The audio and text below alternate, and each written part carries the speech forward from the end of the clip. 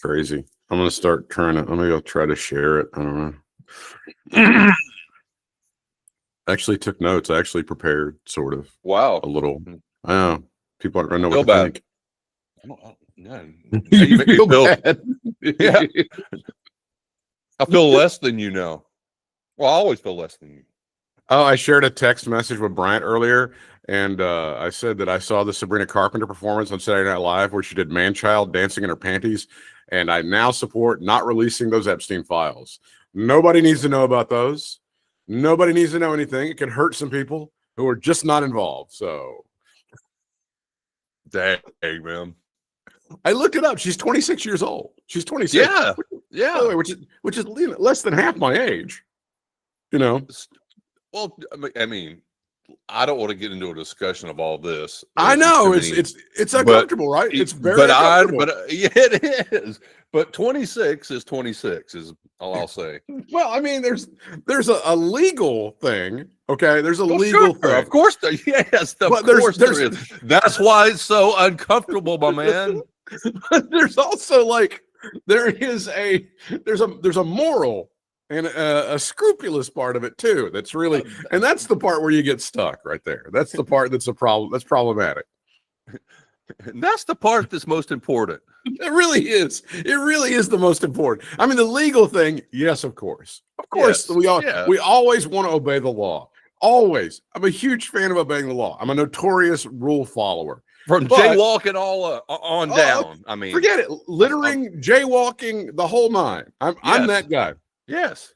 But I also, when I can, I also like to follow, moral and ethical guidelines. And I think this is a good one to follow. Yes, absolutely. Here's the problem. Here's the problem with this. I don't know if you saw it. She did a skit where she was actually playing a teenager. Mm-hmm. No, I didn't see it. Braces on, and they're showing kids like grinding against each other at a school dance, and very convincing as a teenager.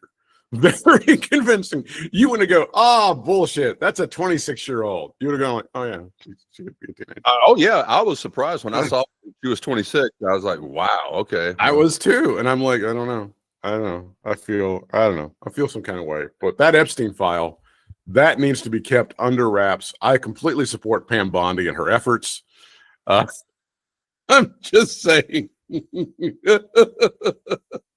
That's not even the most shocking thing you're going to hear on today's podcast. And what, the next thing, 3 minutes into this?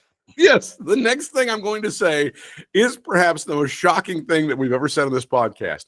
You are listening to the two biggest Hangman Page fans in existence. You are listening to two people who will never say another bad word about Adam Hangman Page. Never. He could murder a family of 8. He could take the dog and spit roast them, and Adam Hangman Page would be A-okay with us. I would be like, well, maybe they said something to him. Maybe they were rude to him. Maybe they disrespected him. That's what we haven't had a chance to record because life has intervened. But ever since Adam Hangman Page came out against those fucking eyes commercials, which we are now seeing on college football games and sports all over the place, ever since Hangman Page came out publicly and said, this is bullshit, get this off of here, all is forgiven. CM Punk is an asshole. He totally mistreated Cole Cabana. I'm not saying all that. I'm not going to go that far. Hold on. I'm not going to go that far. But bygones. Water under the bridge. Water under the bridge, sir. You're good to go with us. Adam Hangman Page, you are a tremendous champion and a fine gentleman. You're a great, great man. Matter of fact, I would put the great man above the great champion. Not to diminish the champion part, but of course, in the sense of what we're talking about, then yes, of course it is. And by the way, this is the AW World Champion putting out these tweets. That's just right. FYI, if nobody has, it's a great point. It's a great point. It's not some jobber. It's not some mid-carder. It's a guy with a spot, and it would behoove him to just kind of go, nobody. Oh, there you go. There you go, right there.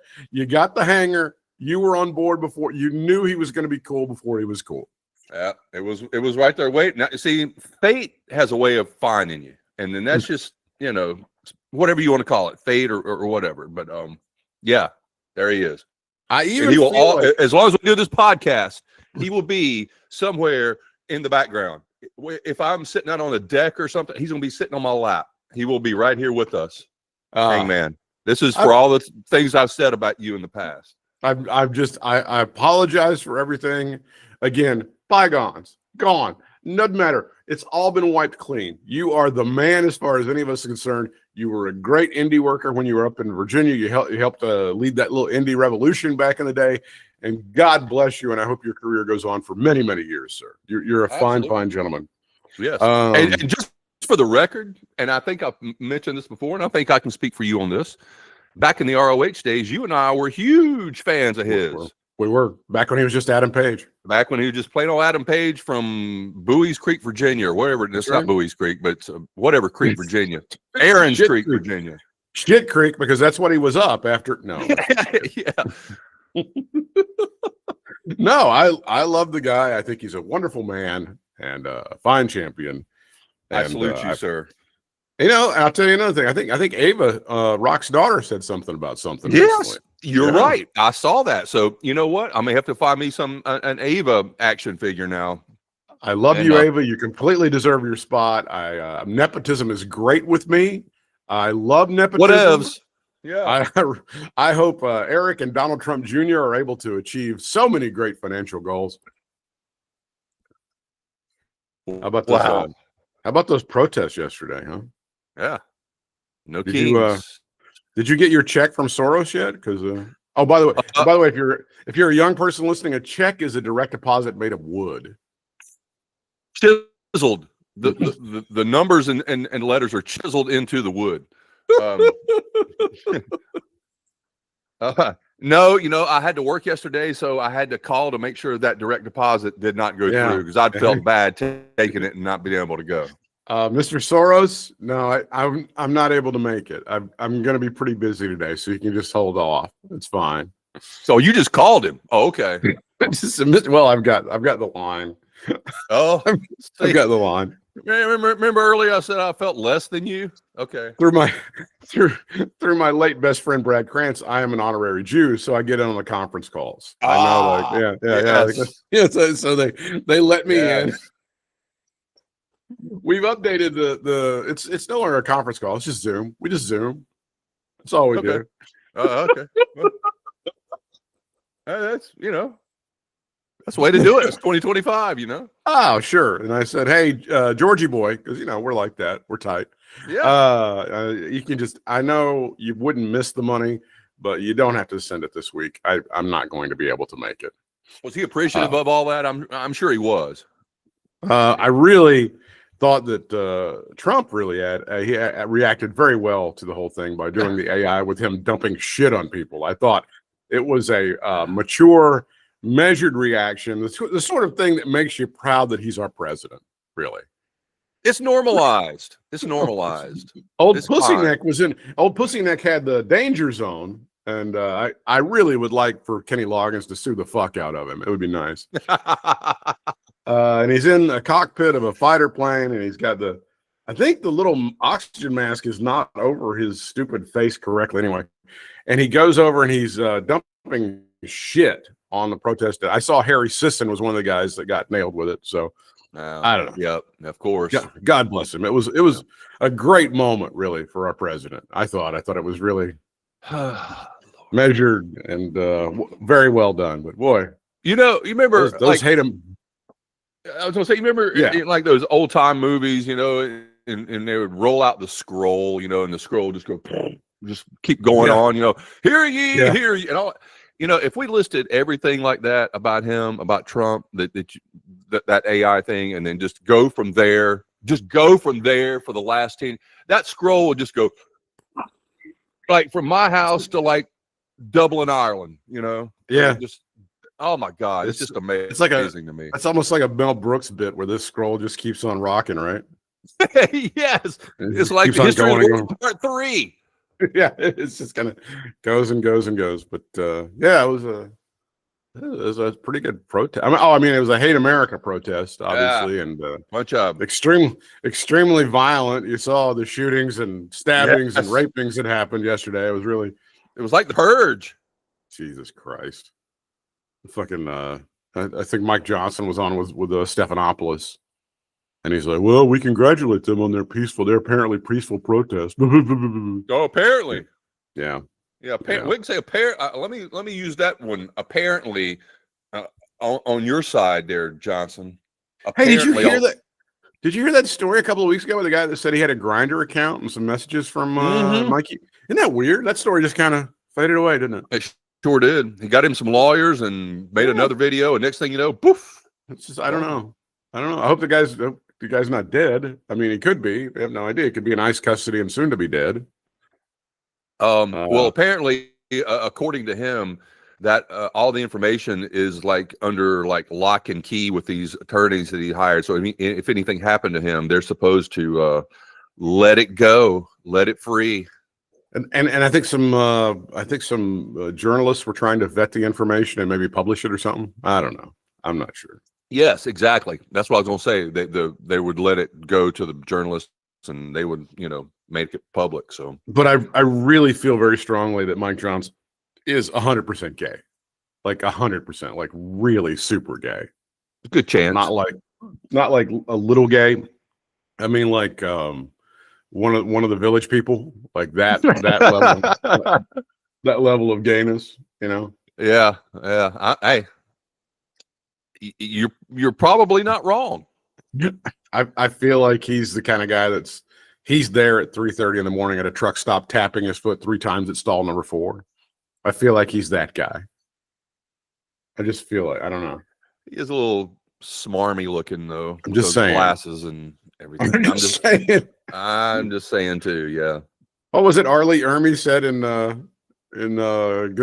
Good Morning Vietnam, but Full Metal Jacket. Full Metal Jacket. Didn't he have the decency to give the guy a reacher? Yeah. That's the kind of guy. That's the kind of fucking guy that Mike is. You don't have the decency to give the guy a reach around. It's all about your pleasure, isn't it, Mikey?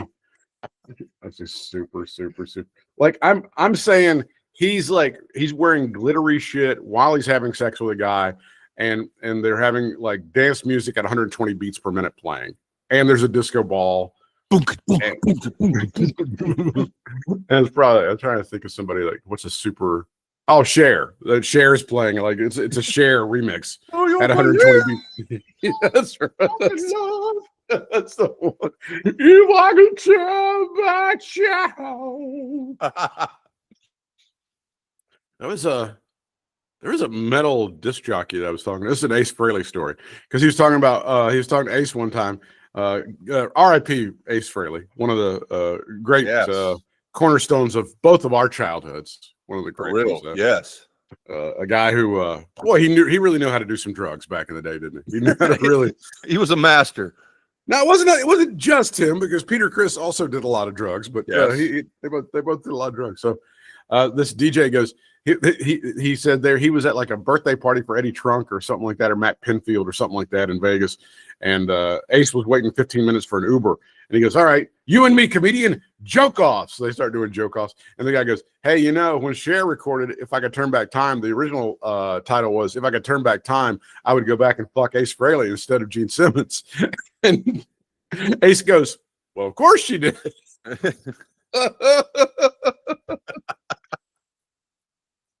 The story can now be told from 2 guys who were bona fide Kiss fans. The Kiss solo albums were really bad. They were not good at all. Yeah. I think I had. You and I are probably the same on this one. I think I had higher expectations for those when they came out. I'm like, I bet these are going to rock. This is when you start to discern things as a kid. Like you start to be like, oh, this is not good. Because a lot of times you'll just start like consuming stuff and it's like, oh, this is Kiss, I love it. And I specifically remember, and that was several years later when the Unmasked album came out, and I went, oh, this is over. Yeah, I'm done. I didn't like that. I felt like, I don't know, almost betrayed in a way. They betrayed me. I feel like I know you guys are money grabbing the fuck out of me, but could you just pretend that you're not? Just can we do the dance? Can you act just a little bit? I mean, just like you're halfway. What are some of the great songs off of the Unmasked album? Well, I think Torpedo Girl is on that one. Naked City, I believe, is one of those songs that's on Unmasked. Oh boy, it's not a good album. It's not. It's just not. It's not a good album. And Ace surprisingly scored the biggest hit. Now, the story that the boys tell, that Gene tells, and he's pretty full of shit, but at least he's not full of shit because he was drunk or on drugs. He's just full of shit because he's full of shit. Straight up full of shit.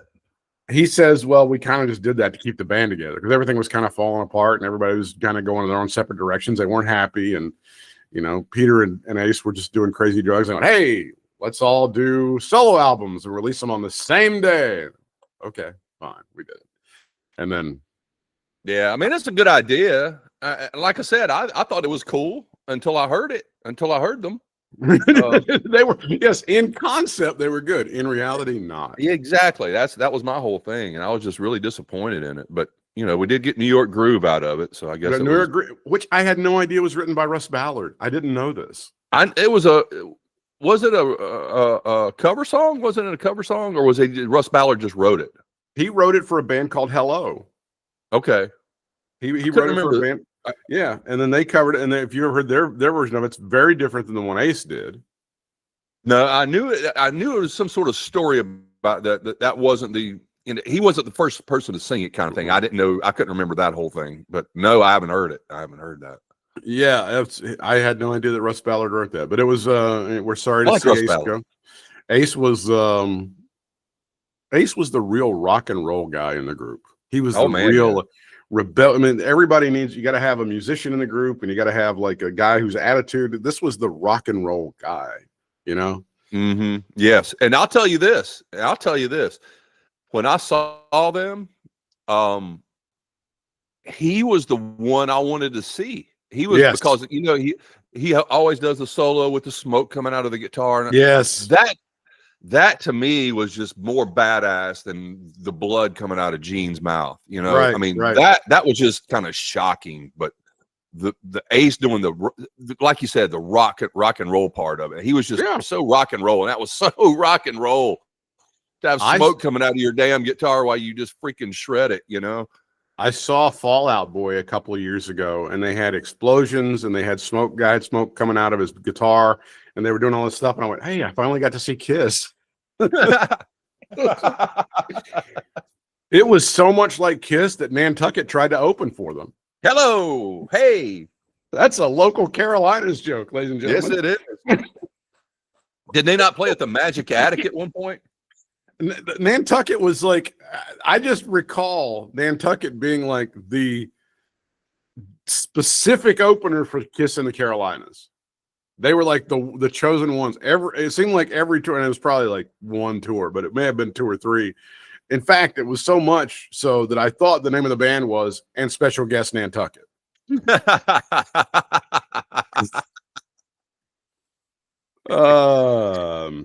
funny.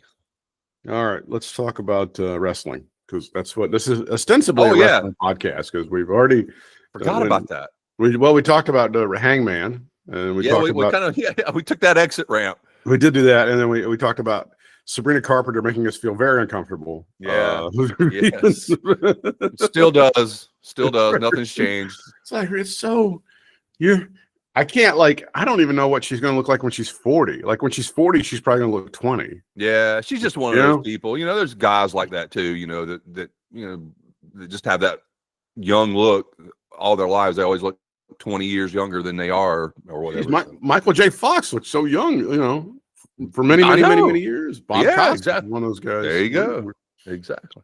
Do we believe the Seth Rollins injury now? Do we believe that this one is legitimate because they've jerked in our chain so many times? Do we really believe that Seth freaking Rollins is legitimately injured and will be out for a while? Okay. First of all, I keep meaning to go look for some news articles more about this to see if there's anything that I've missed and kind of keeping up on things. I have not looked at things in the last couple of days or so I don't know if anything's changed, but the last I saw, I'm pretty convinced it's for real, because the main thing is, for me, why would they fake something like this for him? Why would he fake this to give up the championship? What is the reasoning behind this? I don't get that. Unless somebody, you can prove me wrong, but I just can't think of a reason for him to do this. What did you think about him? What did you think about him getting blasted by Braun Breaker and then Bronson Reed? That was, man. Was that great? That was awesome. I mean, we all knew it was coming, right? But we just, I certainly didn't know it was coming then. I don't think anybody did.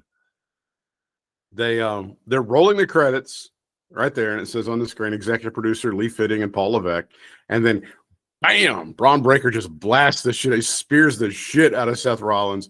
And then the way the rest of it went was so great because he goes up to Bronson Reed and he goes, all right, it's decision time. You're with me or you're with him. And Bronson takes about a second. He drags Seth over the corner and then splashes the fuck out of him. And then they both go over to Heyman and go, choices, decisions, let's go. Heyman said, okay, you two big boys are standing up next to me. Right. Seth Rollins is lying down. I think I'm going to be with you guys. Yeah, you two huge motherfuckers who could kill me right now. Yeah. You got me. I'm with you, buddy. I think I've made a decision. Really, no decision to be made. It was kind of made for me. I'm just going to not fight it. That's what I'm going to do. Did I send you that video that somebody made of the sitcom version of the spear from Braun Breaker? I don't think so. I think I said, maybe I didn't send it to you, but it was, I can tell you, it's what you just said, the setup. That's what made me think of it when you said the credits were rolling, and it's like it starts out just normal, like you're seeing a WWE video of what happened. And then as soon as Cole goes, oh, when at the same exact time as Breaker spears him, it freezes and the Seinfeld music starts playing. Yeah, I think you did some. That's fun. That's pretty good. What do you think about Tonga and Tongaloa and now JC Mateo wearing the face paint like they did in New Japan? At least Tonga and Tongaloa wearing that face paint. Yeah, I mean, you and I love it, I'm sure. But people that know about it love it, but I think they need to explain it more to people who don't know about it. I think it would make a little more sense instead of just, or did they? And I just missed it. I don't know. I haven't seen like every second of every episode of everything in the last couple of weeks. So that may be like an AEW thing where they just expect the wrestle geeks to know it, right? See, I hate that, man. I hate that. Yeah, even if I do know about it, like you and I, we know about pretty much everything like that, but it still bothers me because I just think I can picture myself being a fan, back in the day, because there's plenty of times back in the day when they do that shit when I was younger and didn't know a whole lot about it before the internet and things like that. And I'd be like so in the dark on things. And I'm like, and then slowly but surely figure it out. But yeah, I'm not a fan of that. I just wish they would come out and say it. It's not that hard. They've had all these damn vignettes they've been running with him, on SmackDown and stuff with Solo, that is, on all them. So they've had plenty of time to throw something in about what all this is about, kind of thing. Well, they should. That's for sure. I think I mean, it's cool. Even if I didn't know what it was about, and they just come, I was like, oh, face paint's kind of cool, but it would be even cooler if they would explain it. And like, oh, that is cool.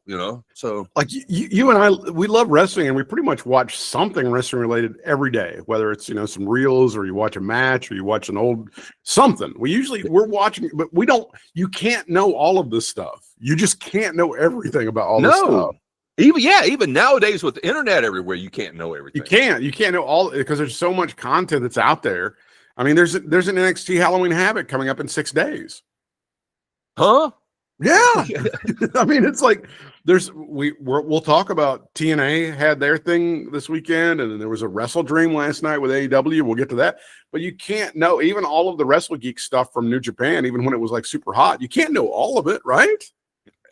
I don't see how you can. I mean, it's taken me this long to have any kind of knowledge that I have about it. Matter of fact, last night you said you and I watch something every day. So yesterday was the what was the AEW? What was yesterday? AEW was last night. Okay, yeah, I didn't get a chance to see it. So what did I watch instead? I watched the heel turn of Hacksaw Butch Reed in Mid-South. There you when go. he turned on JYD, man. That was there. awesome. You go. We're always, whether it's some old Memphis, whether it's some old Dallas, whether it's like a shoot interview, whether it was like, what did I see this week? I saw an old shoot interview with Bobby Jaggers talking about Yes. Bruiser. It was Bruiser The Brody. Jayhawks.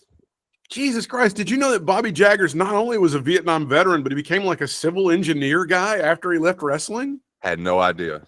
Unbelievable! He became like a specialist in civil engineering and worked for FEMA right before his death. Wow, I had no idea, man. Guys, it's insane. He actually he didn't really have. I don't think he had any ties to the state of Kansas. He actually ended up living in Kansas for some reason because I felt like maybe he had to live the gimmick. I don't know. I have felt no at idea. home there after using it for so long. Yeah, I feel like Marty Garner's going to move to Vegas now. He should, man. He should. And he could do some stripping, doing some male whatever he does, dancing and stuff. Probably be a rich dude. The gimmick comes full circle, ladies and gentlemen. All the way around. Now I got an update on the Jacob Fatu injury. Yes, I saw that right before we started recording, as a matter of fact. It may not be as bad as they originally said it was. Yeah, it's kind of weird, but yeah. I get it. They said it was non-wrestling related. I'm like, is he playing basketball or some shit? What is he doing? Yeah, but you know what? When they showed the backstage thing with he and Cody at SmackDown, I'm like, well, he looks okay. I mean, I mean, he's not moving around or anything, but he doesn't seem like he's injured. He's nothing's in a sling or nothing like that. And then they showed the attack quotation marks, and I'm like, I don't know if it just seemed to me if he was injured like that in any way, bodily injured, I'm like, they wouldn't do anything like that. Even if it's like, if they just placed it on top of him, they wouldn't try to do anything to possibly damage whatever it is more. And so I'm like, what in the world is wrong with him? Why is he? And then I saw that this morning. I'm like, okay, about the dental work. I'm like, okay. Yeah. Well, there it is. It's dental work? Is that what happened? Yeah, they said it's extensive dental work, and it's not cosmetic. It's actually health reasons. They didn't go into like a root canal or some shit. They didn't go into specifics, but it just said he'd be out for a while. So it's probably similar, if not a root canal. He's getting whole new teeth. Is what so I don't know what all that entails, but it does sound very extensive for sure. So he might be out. I don't know. It didn't sound like he'd be out 6 months or anything, would you think? But Brian Alvarez is reporting that within WWE, it's believed that he'll be back in December. Okay. That sounds about right. Yeah. Okay. As for the nature of the injury, according to reports from PW Insider, Fatu is not medically cleared to compete because of recent dental procedures, as you just said. Alvarez and PW Insider reports conflict with a report from bodyslam.net, and I've never even heard of that website, I don't think, on Friday that stated Fatu is expected to miss an extended period and his absence could extend well into 2026. So that's good news. At least it doesn't look like it's going to be that bad. Yeah, I guess they're saying December if everything goes as planned, kind of thing. Meltzer addressed that he's heard what he's heard regarding Fatu's situation on Friday's edition of the Wrestling Observer newsletter, mentioning that reports about him being out till 2026 were unconfirmed. There are reports that have not been confirmed by us or anyone in WWE of an out-of-ring injury to Fatu, and that could keep him out of action until 2026. So hopefully it's not going to be that bad. And I was telling somebody, I said, boy, the match that you want to see that they can have anytime that they want to is JC MATEO against Jacob Fatu. They can have that match anytime they want to, and it'll just be an absolute freaking 5-star tear down the house classic. Man, that's got to be in the plans. If they've got any kind of, I don't know, future booking at all, that has got to be in the works, man. It's got to be. You can go on YouTube. You can go on YouTube and see a couple of the matches, Jacob Fatu against Jeff Cobb, and those things are great. Oh my God. I mean, you don't even know how that, even if people just know what they know about them. Oh, now, exactly. Don't even count all the back. Then if you go look at all that stuff from the past, oh my God. In some sort of real world where the clouds would lift and logic and reason would prevail, Jeff Cobb would be considered a contender for a world championship right now. Oh my God, yes. Because of belief. Like, I'm going to tell you right now, a match that could destroy in WWE It'd be Brock Lesnar against Jeff Cobb. Huh, huh. Brock Lesnar against JC Mateo. He can hang with. It would be unbelievable. They could do crazy ass shit. JC Mateo, Jeff Cobb could take anything Brock could throw at him. He could give it right back. It would be out freaking standing. They could do that right now today and just destroy with that match. Man, out of everybody that we've been, all the wrestlers we've been around for everything that we've done, I'm going to say the one person who was so impressive to me, I guess just comparing looks on TV to live looks, not to diminish anybody else that we've seen, but just in that aspect of things. I'm going to tell you that Rhino was probably the biggest dude I've ever seen that I didn't expect to be that big. And he is a big dude, man. I mean, when I say big, I'm talking wide and big, not necessarily solid, man. Oak tree. I look at JC Mateo and I see Rhino maybe ×2 because he just looks wider and bigger than Rhino, if that's possible. But he's at least the size of Rhino to me. I haven't seen Jeff Cobb in person, so I really don't know. But just by looking at him, he's very Rhino-ish as far as what he looks like, and I think he's even more like talking about with Lesnar. I think he's more agile maybe than Rhino. So I mean, put those two together, the agileness and the thickness, and holy mackerel, man! You're just seeing the outer covering, the outer layer of JC Mateo right now. Tip of the iceberg. Tip of the iceberg. The guy can do so much, and I'll tell you this: I don't think anybody's ever come away from a Jeff Cobb match when they went to see him anywhere and went, "Yeah, I didn't believe it." I don't know. Yeah, I don't know. I think it's just some fake stuff here. I don't really. It's kind of like I don't. No, he's very credible. He lays the shit in. He takes as well as he gives. That guy is a solid sumbitch. And I think we said this before too. At least for me, I know when Lucha Underground was going on, this is the first time I'd even heard of Jeff Cobb. Was when he played the Matanza role. Yes, it was Cueto's stepson or son or something like that. He was like Cueto was like the general manager of the show or whatever. So, and he was like, it was his son that they kept behind a cage all these years. It was just just a freaking beast and animal and whatever. Blah blah blah. He had him, like I said, he had a mask on, but golly, man, that mask on. You think he looks vicious now? If you've never seen him with a mask on, holy shit. Yeah, I can't say enough good stuff about Jeff Cobb. I'm happy that he's on this stage, and I hope they allow him to do a lot more. Like I said, I feel like in a world where credibility matters, he would be the guy. He would be a contender for that world championship. Not saying he would necessarily get it. Obviously, as a promo, he's not up to the caliber of some of these guys. But as far as like the match itself and being credible and making you go, holy shit, that guy can do it. Well, you know what? As far as like the mic work, I don't know if I've ever really heard him do a whole lot of mic work. Yeah. I mean, just off and on, but even if he doesn't, I mean, put him with a Heyman or some sort of, manager of some sort to talk for him. That would be easy. It'd be amazing. You've been very high on Javon Evans for a while, and he's really making some waves in WWE right now. Tell me, we've seen Javon Evans on the Indies a few times, have we not? Man, I want to say we have. I think we have. I hate because some of these guys, man, it's like when we go to these things, we kind of know the ones that are the top name guys that we kind of look for, kind of like your boy Trevor, back in the day. Trevor Lee, yeah, Trevor Lee. We knew that kind of he was going to be doing something and to kind of look for him.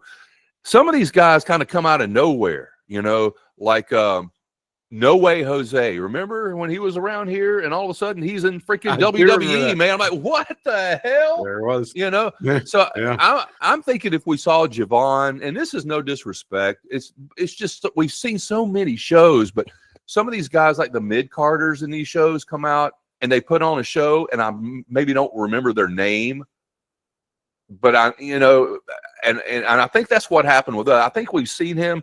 But he was one of those guys that they didn't really put at the top of the card, so we didn't kind of pay attention to the name kind of thing, But I want to say we've seen him, man. I do. I can't believe we haven't. He's killing it right now. They're giving a lot of screen time. Regardless. White meat babyface right now, man. He's got the crowd behind him for sure. Oh God, he's got the crowd as long as he wants them, man. And I'm gonna tell you what, when they brought him up on SmackDown that first show about a month ago, whenever it was, it's like he flipped a switch. Not that he could. I didn't know he could flip. I didn't know he could flip another switch, man. But he flipped that switch to overdrive when he got to SmackDown. I mean, to me, it's just like, God, dang, can you go any higher? Can you fly any higher off that top rope, man? I mean, I'm just, I mean, even Montez Ford's going, damn. There's something very genuine about Javon. You can tell that he's very happy to be there and he's excited, and it all comes through, and he wants to do a good job, and he's genuinely excited. This is not a job to him, man. This is like he's having a good time. You know, he's having fun, and that comes through. And that's very relatable, man. When you see somebody who is out there, you see these baseball players sometime, and they're out there and they're just playing for the love of the game. You know, I know they're making 15, 20 million bucks or whatever, but they're out there and they're smiling, they're having a good time. They're not all sullen and they're like all pissed off and trying to go fight the pitcher every time and all this shit. But they're just having and it's like, that's so relatable. It's like, that's cool, man. You're just having a good time out there and you're entertaining people. And that's very powerful, man. Oh, absolutely. And I think it seems like he gets it for sure. So, man, he's got a long ways to go because he's a young dude. I don't know if he's 21, maybe something like that. That's a great question. Really young. Let's see who's older, him or Sabrina Carpenter. Sorry. I bet she is. I guarantee you she is. Javon is great, and he's really making. Let's see. It says, oh. Boy, this is going to make you feel really, really bad. This is going to make you feel really, really bad. First of all, our friend Javon, born after 9/11. Oh my God. Okay. So 9/11 to him is like the Kennedy assassination to us. Like I've got this one girl at work who's like 23. And my joke is I showed her an iPod, like a 5th generation iPod, to see if she knew what it was. You know, what is that? Javon is 22. Javon is 22 years old. Oh my God! And I've sort of seen him dancing around in his panties, but it wasn't the same. It wasn't the same. Because if it was the same, I would have hooked up with my friend Mike Johnson. Well, you'll soon have his grinder, probably. Everybody will. So I've got a truck stop and I've got a rest stop like within 10 miles of my house. So Mike Johnson and I could just set up for just a romantic weekend. Is that Flying J over there? Yeah, we got that. Yeah, we can go hook up in somebody's big rig. That's a great. It's a new business idea. Okay, new business idea. Sometimes you want to hook up, but you don't have a truck. I will rent you a rig so that you can have sex in the rig. I mean, that's a great experience. How many Americans want to have that experience? That's a great thing. Over and out, good buddy. Whether you're gay, you're straight, you're bi, whatever you're into, everybody's like, hey, $50 an hour. This big rig is yours, and I can play C.W. McCall's Convoy for you while you're doing it. That's an extra $10. Would they have the CB in there where they could get on and like talk to truckers and stuff like that? Breaker 19, but I got a big load. Yeah, he's been doing some. Yeah. What kind of load you got there, good buddy? Oh, it's I'm about to lose it. Hang on. Oh, you didn't strap it in very well, did you? I'm not running down the road, but I am losing my load. Over and out.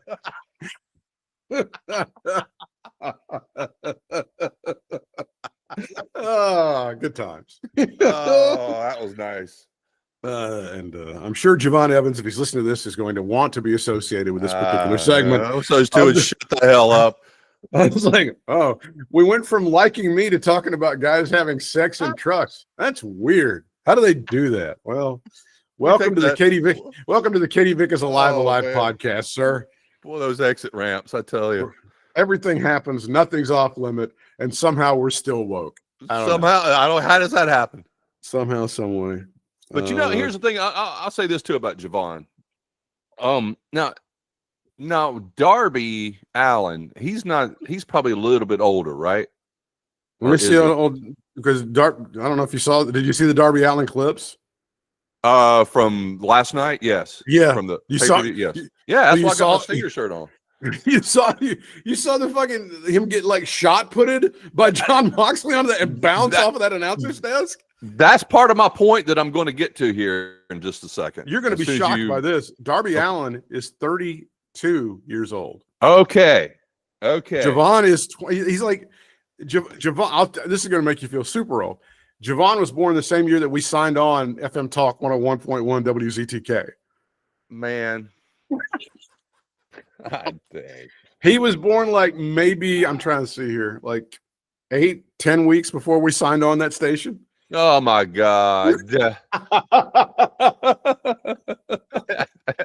That's worse than you just telling me he was 22. That is way worse than just telling me he was 22. What were you going to say in relation to Darby Allin? Okay, well, I wasn't sure. Yeah, I thought Darby was a little bit older. I didn't realize he was quite that old. Okay, yeah. But I don't know how long Darby's been wrestling. I don't think it's been that long, has it? Has it? Has he been wrestling like 15 years and now coming? I really don't know. And I'm sorry. He began his professional career in 2014, so he's been wrestling for 11 years. So yeah. Okay. All right. I'm assuming that Darby's kind of been doing the same gimmick the whole time that you're talking, like you just talked about, getting shot putted through over the ring into the announce table and all that other crazy stuff that he does. Here's the thing about those two. I guess the comparison isn't really there since there is such an age difference. But I was thinking Darby hadn't been in the business as long as I was thinking Darby had been in the business about as long as Javon has. But he was just a little bit older, Yeah. But okay. Well, the comparison is not really there anymore. But I was just going to say that if you're new to the business and you want to be like the wow factor. The Javon way is a whole lot better than the Darby way.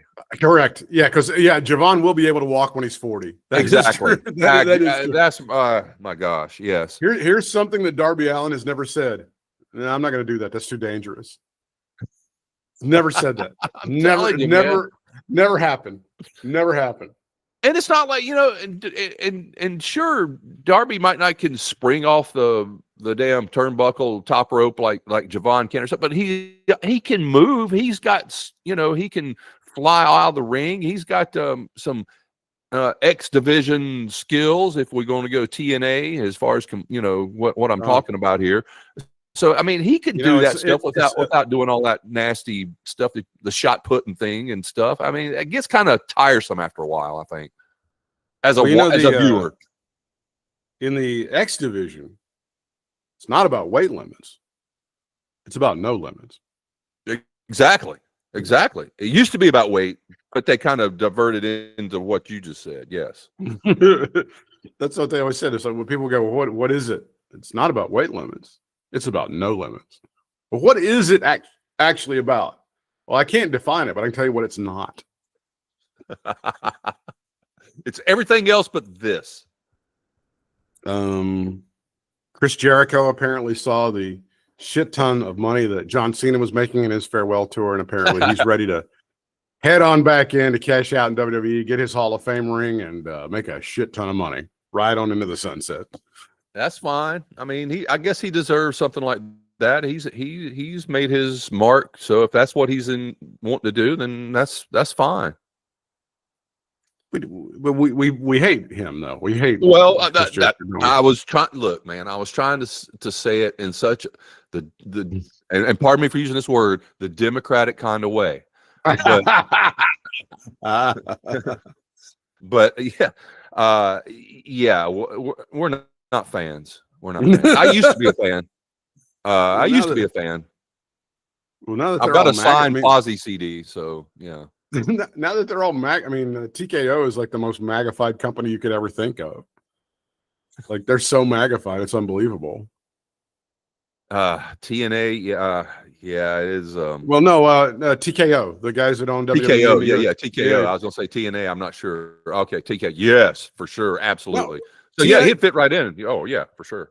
TNA is great. They're owned by Canadians. They believe in like reasonable gun control and health care for all. They're great people. We love Canada. Go Canada. Let me look at the WrestleDream stuff from last night. Yeah, I saw. I know this was kind of weird. They did the pregame stuff. Death Riders over Roddy Strong and the Conglomeration. Boy, Roddy Strong looks good these days, doesn't he? He has gotten it seems like he has stepped it up a notch since I don't know since kind of like the Adam Cole thing since Adam went out, and it's he's just been Roddy, not yelling at him and all that shit. His body is like, I don't think he's got 3% body fat on that thing. That's crazy, that guy. Okay, I'm gonna say it. I'm just gonna say it. I was gonna be nice, but I'm not. And it's not really bad, but I didn't want to throw shade or anything, but don't you think that maybe his wife has maybe inspired him to do something to like step it up a little bit, because she's probably getting a little more notoriety at this point than he is? Yeah, I can see that. I can see how you'd have to like up your game, sure. And he has. I mean, if that's whatever the case, he has upped his game regardless of what the reasoning was. Yeah, that match with Dar. So the reason Brian is mentioning his Sting shirt is that the lights came out because Moxley and those guys are beating the shit out of Darby Allin, and then the lights go out, and then Sting shows up looking like one of our founding fathers, I think. Man, Sting looks badass, I think, with that. He looks badass. He's like badass George Washington. Yes, that's exactly right. White hair, white beard, got the streak, got the makeup on, and Sting starts beating the shit out of everybody. It was pretty cool. I wasn't expecting that. Didn't expect to see old Stinger. Darby Allin defeating Jon Moxley in 26 minutes and 4 seconds. There you go. Our new favorite wrestler, Hangman Adam Page, taking on Samoa Joe in the AEW World Heavyweight Championship. And Hangman Adam Page, the greatest champion in the history of any promotion, wins in 19 minutes and 1 second. There you go. Yeah. And then, well, things happened. That's all you can say. Things happen. Things happen. Bro, the Joe that everybody likes appeared, basically. The Joe that everybody, that's so funny. That's hilarious. Brodito defeated Okada and Takeshita 27 minutes, 26 seconds to retain the AEW World Tag Team Championship. There you go. Low-key shenanigans between Okada and Takeshita. More so to Okada. Mercedes Moné surprisingly defeated Mina Shirakawa to retain her TBS championship, and she also won the ROH Women's World TV Championship, which I think is 11 or 12 belts now. Something.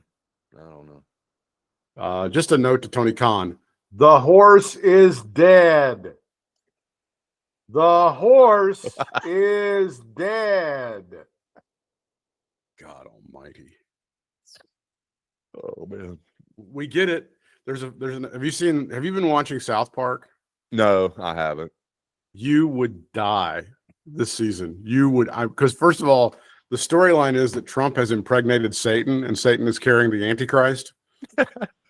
So Trump is they're at Lamaze class this time. That was one of the big ones this year. And JD Vance is always fucking with Trump and trying to get him to kill the baby somehow, because Trump knows that the baby's going to get more attention than him when it comes out. Yeah.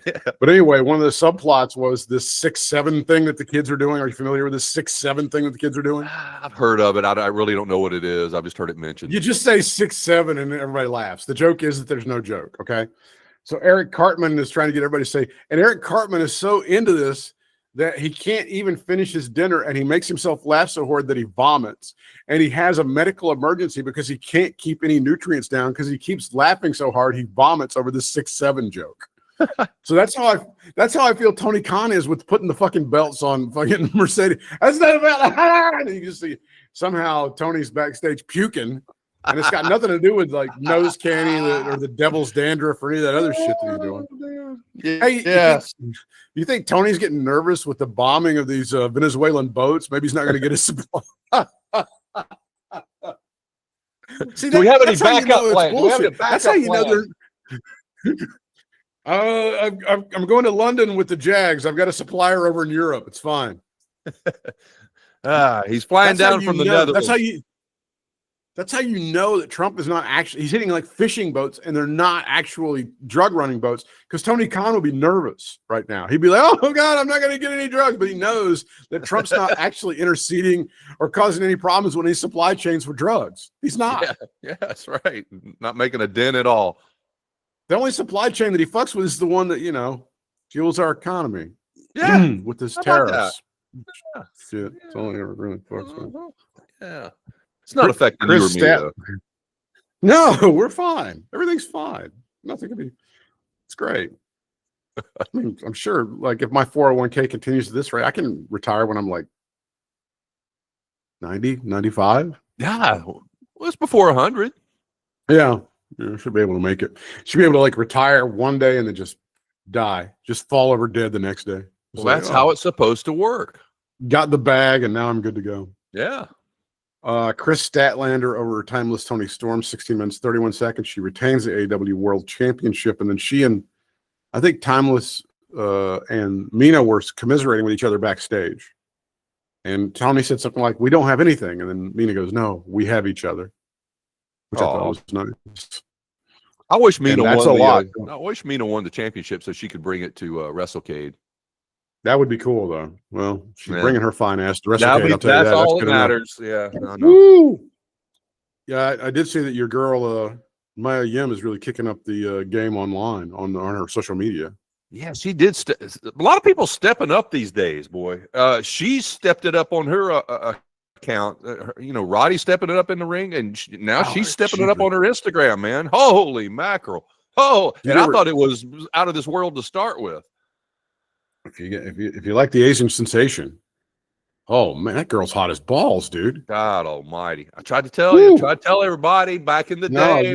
Back when she was in NXT, man. I'm telling you.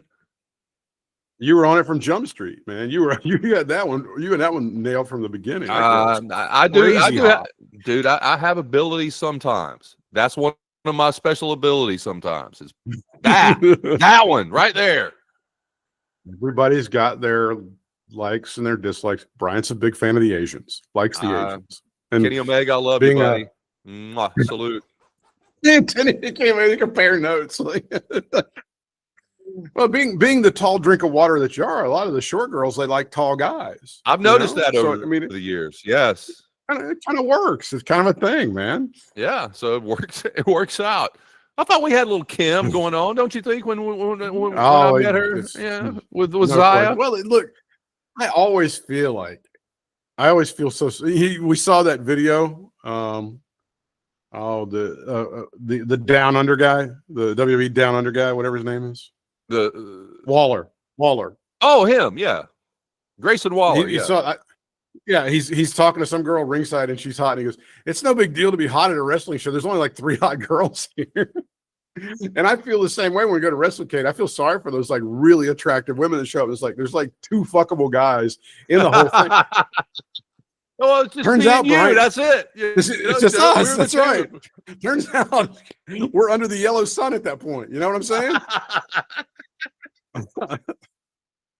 I'm just saying. Man.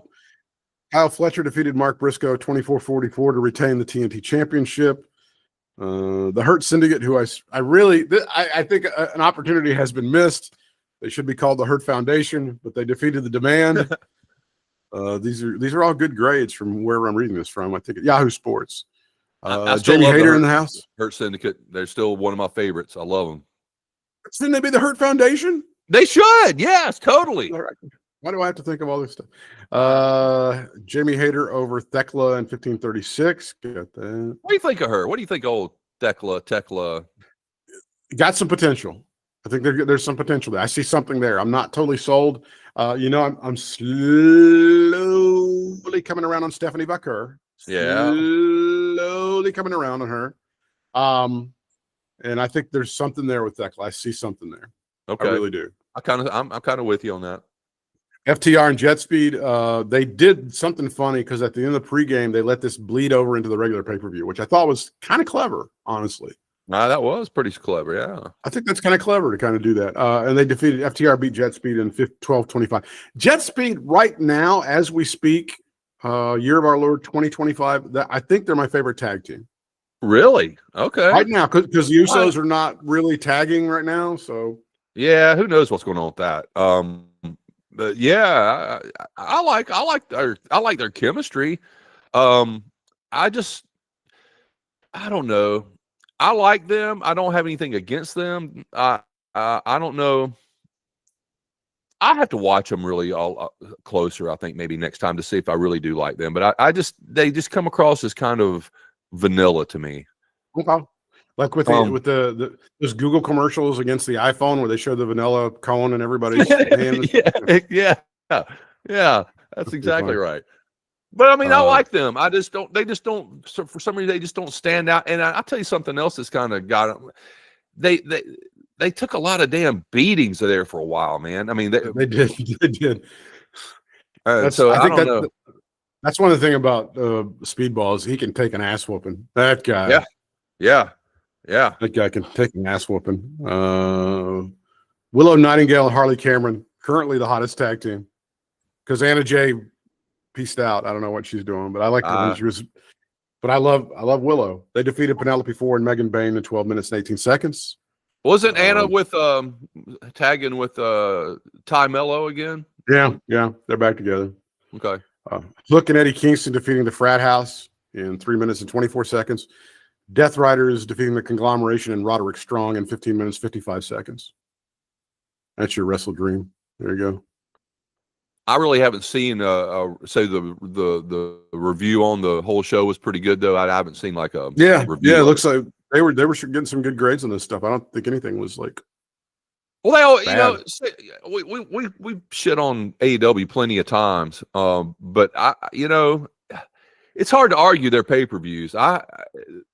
Anyone I've seen, and especially the one we went to in Greensboro, holy mackerel, man! I can't really say much about their pay-per-view. I'm sure they've had a stinker here and there, but I rarely hear anything about them having a shitty pay-per-view. As bad as Collision and Dynamite can be, that they can be sometimes. And that Blood and Guts thing that's coming up in November in Greensboro should be pretty good too. Yeah, I was going to go, but I backed out. That's just that's too close to WrestleCade, and that's a lot of money. Yeah, I'm with you. Even though I might not be able to go to WrestleCade, who knows? We're still waiting. At least the Saturday part of it, anyway. You'll be able to enjoy some of WrestleCade and all the mini matches. Yeah, I know. There's plenty of other things to do, but over the weekend besides the Saturday meet and greet and stuff. But that's just the main thing. And I've already been looking at seeing if who all, especially like the females, because they always have the female thing going on Sunday. The female matches and stuff. So there's some females that are hanging around for Sunday, I think. So that'll be cool. They call it Ladies' Night Out or something like that. Ladies' Night. Yeah, I was trying to think of the name of it. There you go. Bound for Glory from the Songus Center in Lowell, Massachusetts, TNA. And then they did their Hall of Fame thing too, which is pretty cool. Been to Lowell, Massachusetts. Have you? Yes, I sure have. I've had some good times in Lowell, Massachusetts, my friend. I don't know if I can handle this. I don't know if I can handle these stories. I might not want to get into it, yeah. The Inspiration in the pregame show defeating the Elegance, which is Heather by Elegance and M by Elegance, with the personal concierge by a pinfall. The rumor is that the Inspiration will be signing a new contract with Total Nonstop Action. There you go. My question is, will they require you to stand 15 feet away from them while you sign it? You see, what he's referring to is a couple of years ago during COVID, the Iconics made an appearance, and then we had to kneel in front of them and with our masks on. And it was the worst $80 I've ever spent in my life. Yeah, I'm just going to say it. It does stick in the craw a bit, doesn't it? I mean, I get the whole, COVID thing. I get it, but I don't know. It's just the whole vibe was wrong. Was not. You and I are part of the good guys. We're part of the good guys when it comes to the COVID thing. Like we get vaccinated, we do all that stuff, and we believe in it. We don't think it's some kind of like worldwide Fauci conspiracy thing or whatever. We're the good guys. in this thing, but we got treated like second-class citizens. It just I don't know. I don't know if you remember, but I wrote Cornette about it. You remember on the drive-through? Yeah, he wrote it because you read it. Because he cracked up when I said in there. I said all that stuff that you were saying that we had to go up there, had to stand behind a barrier and squat down. I said, and I had to squat down and take a picture like I was Johnny Bench or something. And he started laughing.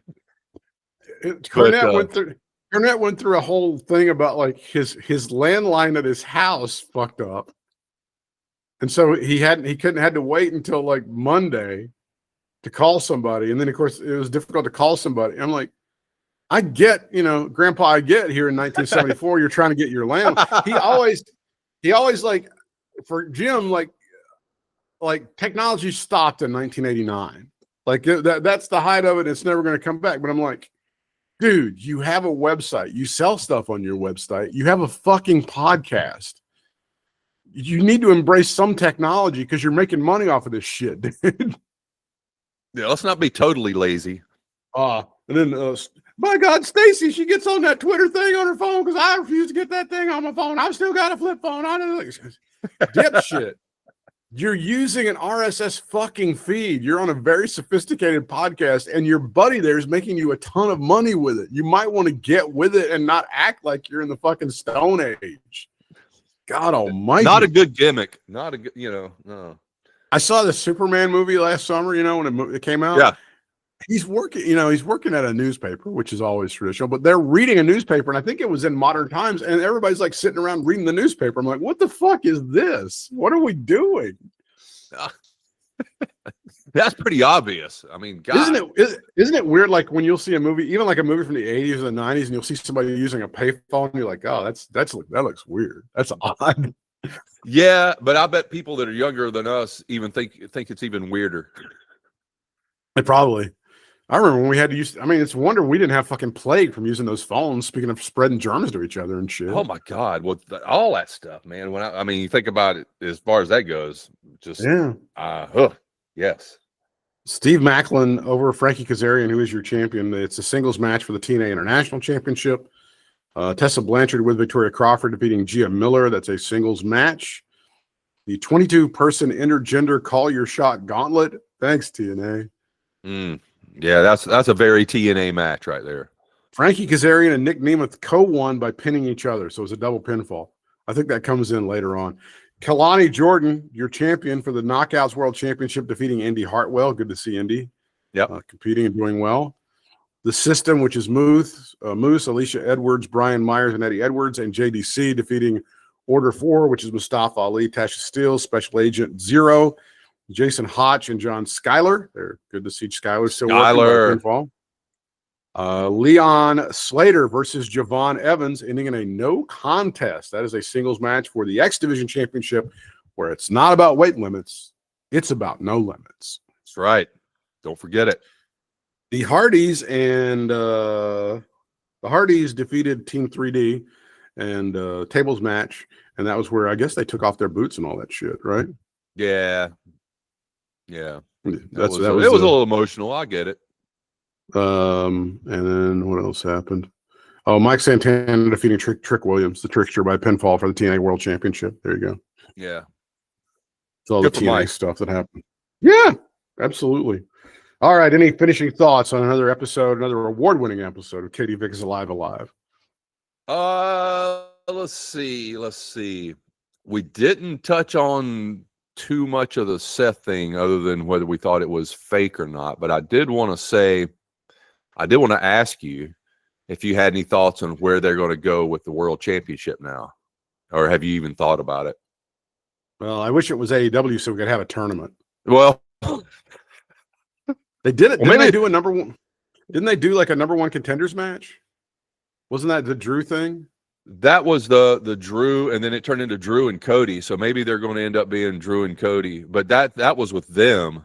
I don't know about Seth's belt, so I don't know how they're going to end up doing that with Punk, and because I thought Punk was the actual top contender at that point.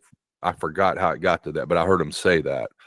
It feels like maybe the winner of Survivor Series. To me, that's the most. To me, that feels like the thing to do. Is whoever wins Survivor Series is winner of the thing. Yeah, maybe. I would. Yeah. Somehow, some way, some Survivor Series thing. I don't. Yeah, I can't see him really doing anything before Survivor Series. I mean, that's still a ways off, though. I mean, that's still WrestleCade weekend. Yeah, no, it's Thanksgiving, but they, you know, I don't know. It feels like that's probably what should happen. I don't know though. NXT Halloween Havoc coming up this Saturday. So there you go with that. Oh, so that's actually that's a pay-per-view. That's a PLE then, not a episode of NXT. Yeah, right? But I don't know because they were doing some stuff. They had this may be one that they put on Netflix. I don't think this is going to be on ESPN. See, I think this is going to be. Yeah, it's all confusing. But again, if you have a VPN, you can just hook up to Australia or Glasgow or Toronto, and you're fine. Yeah, but it's just the fact of having to figure out what the hell app it's even on to start with. Yeah, that's my whole thing. I mean, that's just ridiculous. Yep. But okay, I'm glad you told me because I had no freaking clue. Bryant is available social media, Dad of Stanley, on the Instagram and also on the Threads, and on the TikTok he is Stanley Jackson 23, and on Blue Sky he is They're the Twos, THEYRE. There he is. There's the greatest pro wrestler of all time, Hangman Page, right there. They're the Twos.bsky.social. I am Britt Whitmire on Blue Sky. I am at Real Britt Whitmire on Instagram and also on Threads. And as always, gang, we appreciate your support. Till next time, fans, we'll see you ringside.